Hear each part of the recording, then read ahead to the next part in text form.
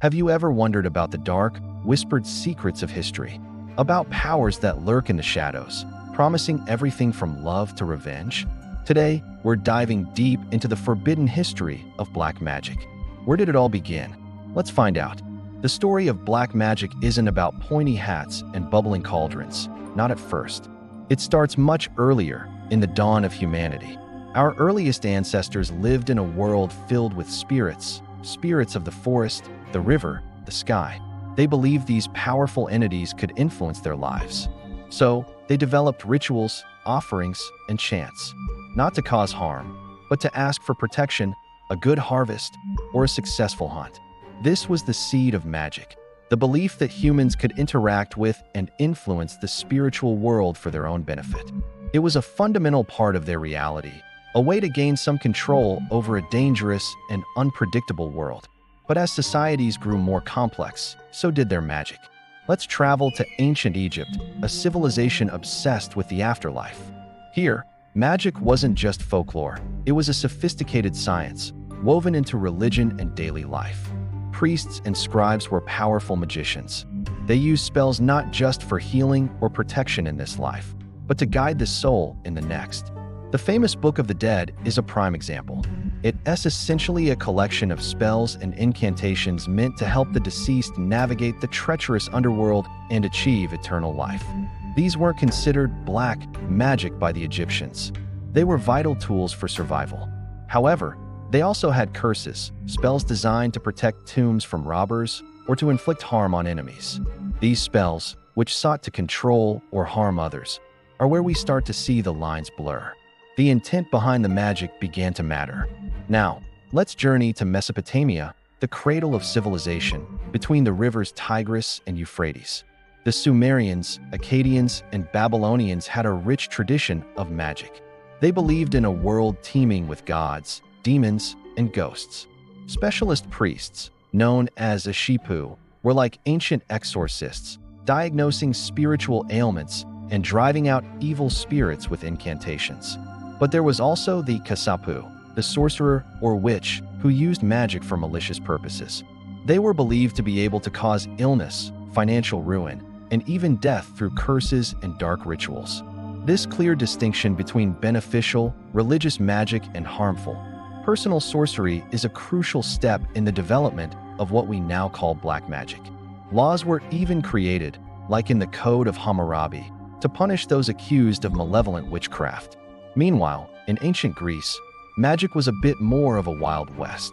While they had official state religion and temples, there was a thriving underground market for spells. People would visit professional magicians for everything. Need to win a chariot race? There's a curse tablet for that. Want to make someone fall in love with you? A binding spell would do the trick. These curse tablets, often made of lead, would be inscribed with a target's name and a wish for their misfortune, then buried in a grave or a well to activate their power. Greek mythology is filled with powerful sorceresses like Circe and Medea, women who wielded formidable, often dangerous, magic outside the established religious structures.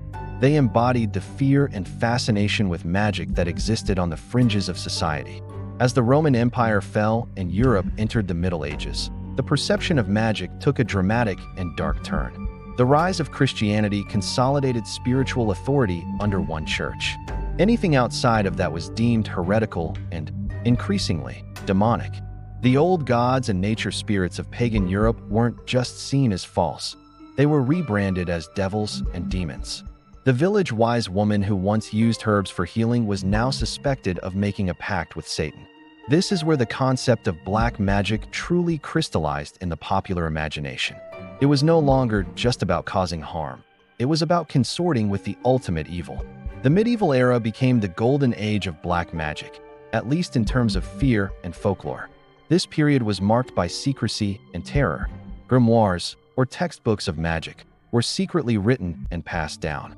These books contained instructions for summoning demons, making pacts, and casting powerful spells. They were incredibly dangerous to own. If discovered, it was a one-way ticket to an inquisitor's chamber.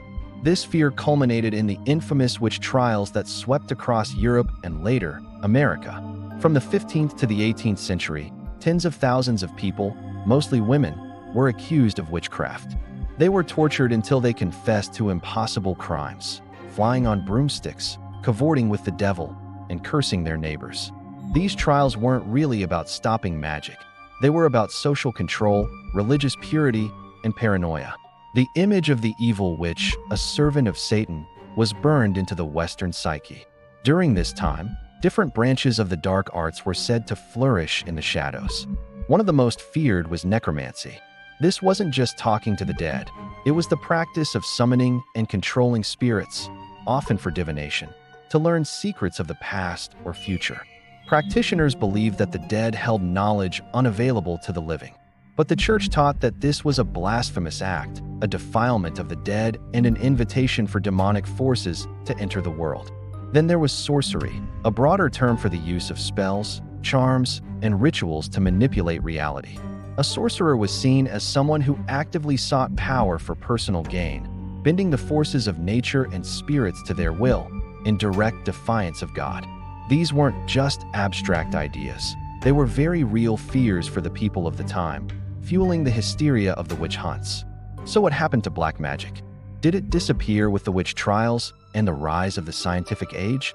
Not at all. It simply evolved. As the Enlightenment championed reason and science, belief in magic was pushed further to the fringes, becoming the domain of secret societies and occult revivalists.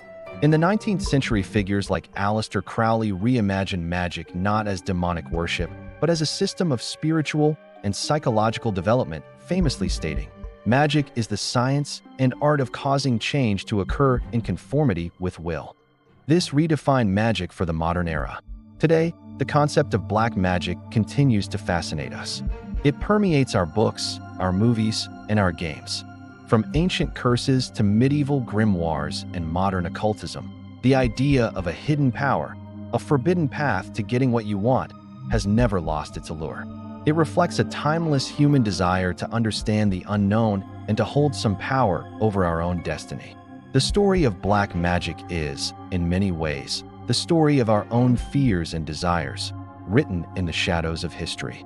Thanks so much for joining me on this journey into the dark arts. If you found this history as fascinating as I do, make sure to hit that like button and subscribe for more deep dives into the mysteries of our past.